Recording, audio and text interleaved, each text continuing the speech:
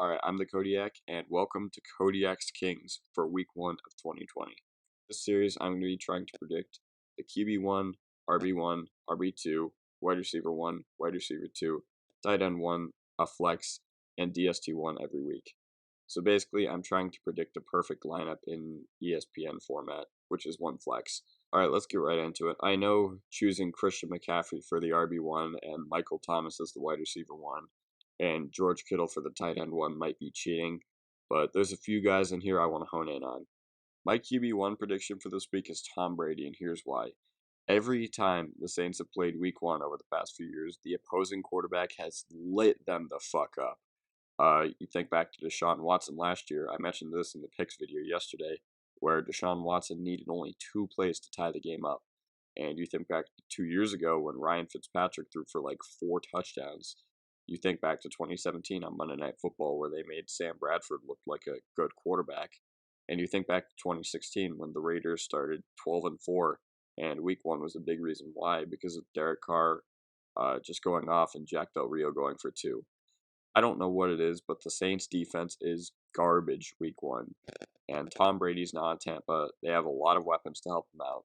It's the battle of the dirty South, and I think it's going to turn into a slugfest. As far as this year as a whole, I don't think Tom Brady is going to be fantastic for fantasy. I think he's going to be great for winning actual football games. But I think this is going to be a slugfest, and Tom Brady's going to show everyone he's still got it, which is why I also think the Buccaneers will win this football game.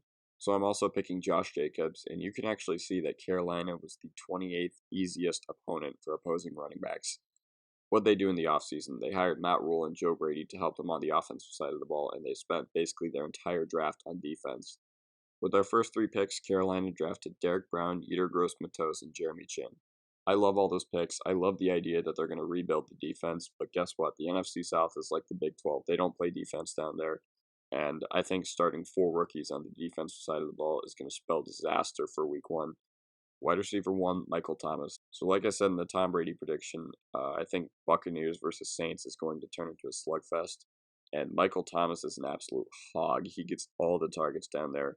They do have a solid group of pass catchers with Thomas, Kamara, Cook, Sanders. But Michael Thomas is breaking Jerry Rice's records for a reason. He's just so damn good. Tampa Bay's secondary is not necessarily an impressive unit. I know they drafted Antoine Winfield. I don't think anybody can guard Mike on that team. I don't know what it is about Deshaun Jackson, but it seems like week 1, he's always one of the highest scoring receivers for the week. It could be that week 1 is so early in the season, and Deshaun Jackson just has a natural athletic advantage over everybody on the football field.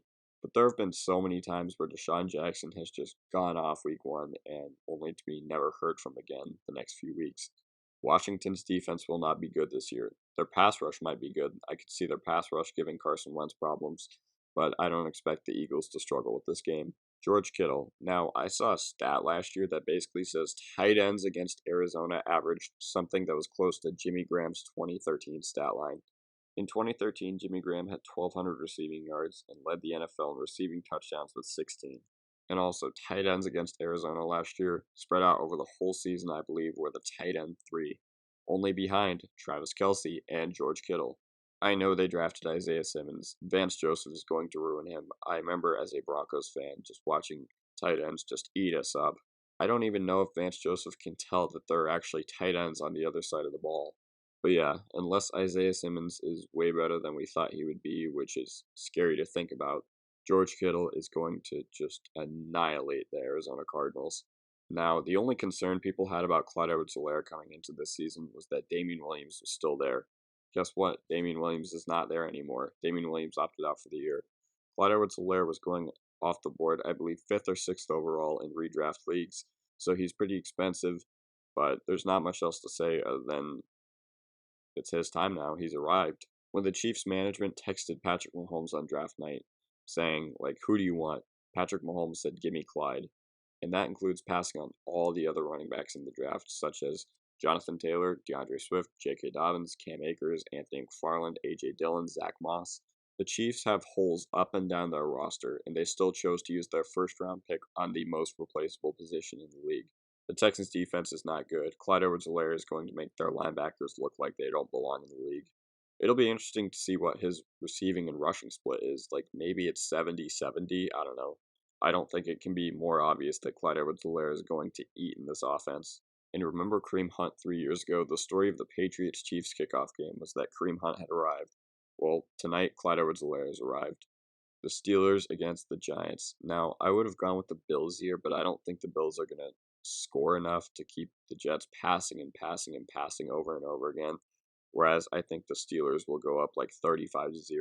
Like I said in my predictions episode yesterday, if there's one game where you can definitely tell that the other team is going to get crushed, it is Monday Night Football when the Steelers play the Giants.